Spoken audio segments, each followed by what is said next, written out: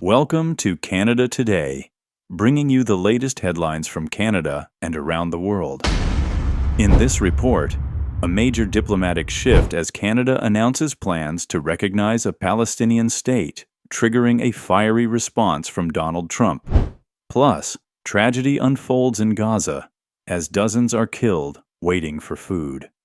In a bold diplomatic move, the Canadian government has announced plans to formally recognize the State of Palestine at the upcoming United Nations General Assembly in September.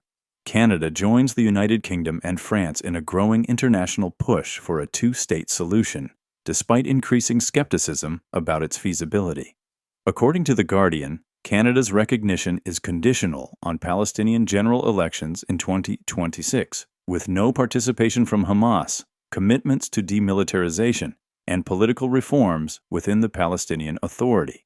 Canadian officials have framed the move as a symbolic but necessary step toward peace and justice in the region. Former U.S. President Donald Trump was quick to respond. Posting on his Truth Social platform, Trump wrote, "Wow! Canada has just announced that it is backing statehood for Palestine. That will make it very hard for us to make a trade deal with them. Oh, Canada."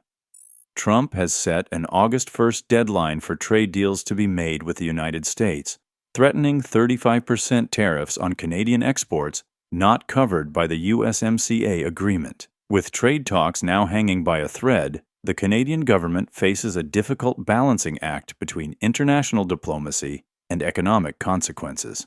Meanwhile, in Gaza, a humanitarian tragedy has unfolded. At least 54 people were killed and over 400 injured on Wednesday while waiting for food near the Zikim crossing in northern Gaza, according to hospital officials. The Gaza Civil Defense said Israeli forces opened fire on the crowd. Israel's military has denied responsibility, claiming only warning shots were fired and that they are not aware of any casualties from their actions. The Al-Shifa hospital in Gaza reported receiving dozens of bodies and hundreds of wounded, many of them already suffering from severe hunger and malnutrition. At the same time, U.S. Special Envoy to the Middle East, Steve Witkoff, has arrived in Israel and is expected to visit aid distribution sites in Gaza, amid mounting global concern over the worsening humanitarian crisis. As Canada asserts a new diplomatic stance and the situation in Gaza deteriorates, the global conversation around Palestine is shifting rapidly. Will Canada stand firm in the face of U.S. pressure? And can symbolic recognition spark real change for Palestinians? We'll be following this story closely. You've been listening to Canada Today. Don't forget to like, subscribe, and hit the bell so you never miss a headline. Thanks for watching, and see you next time.